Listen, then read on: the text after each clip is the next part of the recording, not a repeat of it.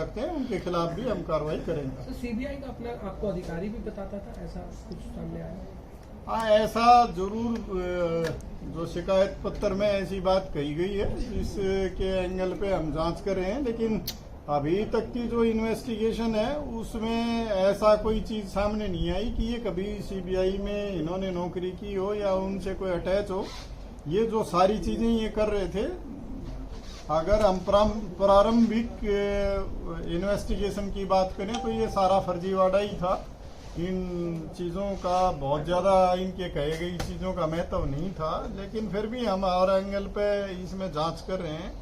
और उसमें ये भी पता चला है पूछताछ में कि किसी सीबीआई के केस में इनको पहले भी सजा हो चुकी है 4 साल की, और इनकी मिसेज को भी शायद उसमें सजा हुई है। तो वो सारी चीज़ों के बारे में जानकारी जुटाई जा रही है, सारे फैक्ट्स लेके, और उसके बाद हम डिटेल से आपको वो सारी चीजें शेयर करें। लास्ट डिप्टी डायरेक्टर एके सिंह के नाम का कोई समन भेजा है, क्या वो समन था? अभी ये इन्वेस्टिगेशन का पार्ट है, जब तक उस सारी चीज को हम वेरीफाई नहीं कर लेते, जब तक उस पर टिप्पणी करना सही नहीं होता।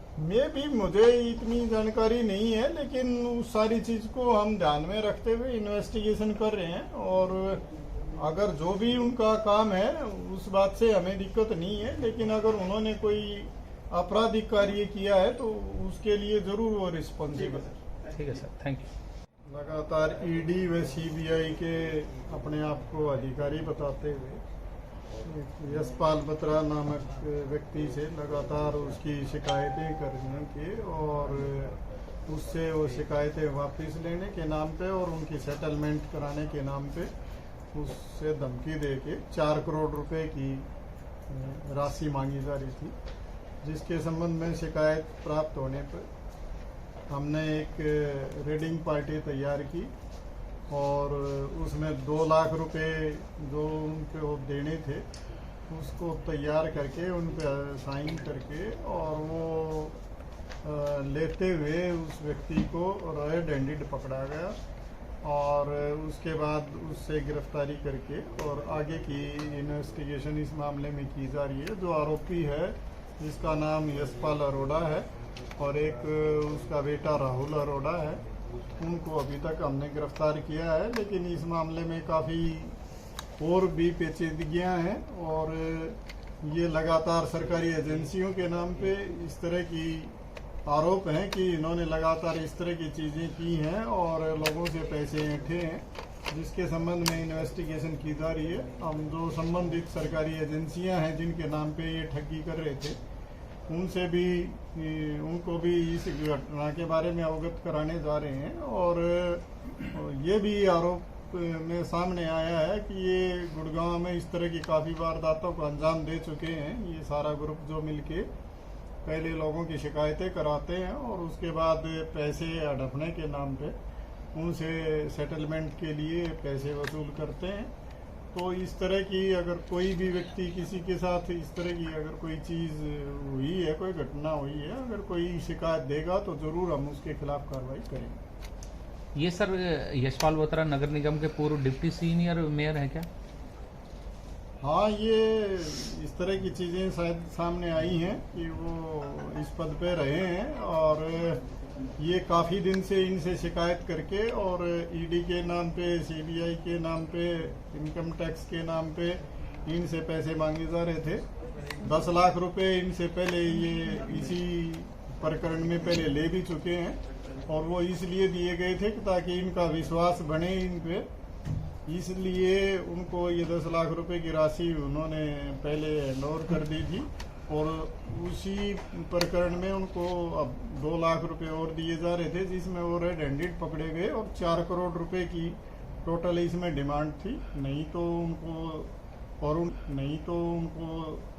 उनके परिवार को ख़त्म करने की धमकियां भी दी जा रही थी, और उनकी जो भी बाकी चीज़ें थी उनकी शिकायत करके और उनसे एक्सटॉर्शन किया जा रहा। किस तरीके से ईडी का डर दिखाते थे जी? ईडी का डर किस तरीके से दिखाते? ये ईडी का डर ये दिखाते थे कि आपकी जो कुछ प्रॉपर्टीज हैं या कोई, ये मेरे ख्याल से बिल्डिंग बनाने का या इस कंस्ट्रक्शन का कोई काम करते हैं उसके संबंध में कि हमने आपकी ईडी में शिकायत की है और उस शिकायत की हम आपको एनओसी दिला देंगे, नहीं तो वो आपको अरेस्ट कर लेंगे और आपके खिलाफ बड़ी कार्रवाई होगी। आपके सारी बिल्डिंग सीज कर दी जाएंगी, आपकी मिसेज को भी गिरफ्तार करेगी वो डिपार्टमेंट और उनकी फजीयत होगी। इनकी बहुत सारी रिकॉर्डिंग्स भी ऐसा बताया गया है कि भी की गई हैं और उनमें ये भी कह रहे हैं कि भी उस जो यशपाल बत्रा की मिसेज हैं उनको मैंने बेटी कहा है, इसलिए मैं ये सारा सेटलमेंट करा रहा हूँ, नहीं तो मुझे इस तरह की चीज़ों की ज़रूरत नहीं है। आना है नोटिस भी दिया गया था सर। हाँ, ये भी इन्वेस्टिगेशन के दौरान चीज़ें हम देख रहे हैं कि भी जो कुछ नोटिस या सम्मन या जो भी दिए गए हैं वो कितने सही हैं कितने गलत हैं, इसके बारे में हम संबंधित विभाग से संपर्क करके उसकी जानकारी लेंगे और उसके बाद जो भी उचित कार्रवाई होगी वो इस संबंध में की जाएगी। सर उम्र कितनी थी यशपाल की उम्र कितनी थी सर? और शिकायतें भी आई हैं सर इसके खिलाफ? अगर कोई भी व्यक्ति जिसके साथ इन्होंने कोई इस तरह का अपराध किया है, कोई भी घटना ऐसी की है जो अपराध की श्रेणी में आती है या किसी से इस तरह की वसूली की है, तो वो अगर शिकायत देंगे तो हम उस पर जरूर कार्रवाई करेंगे। सर उम्र कितनी थी यशपाल अरोड़ा की? क्या करता था सर? ये सीनियर सिटीजन के दायरे में आते हैं। करता क्या है सर? सर क्या काम है? ये पूरी जानकारी जुटाई जा रही है एज इट इज। मेरे ख्याल से अपने आप में कुछ ऐसा विशेष काम करते हूँ, इस चीज की जानकारी अभी तक नहीं है, लेकिन जो आरोप में बताया गया है कि वो इसी तरह का जो एक्सटोर्शन का ही काम करते थे, किसी की आरटीआई लगा दी, किसी की प्रॉपर्टी की डिटेल हासिल कर ली, किसी की वायलेशन है या क्या है उसकी कहीं ना कहीं उसकी शिकायत कर दी और उसके बाद उससे सेटलमेंट करके पैसे लेके और वो सेटल कर। सीबीआई का आरोपी इसमें शामिल है सर?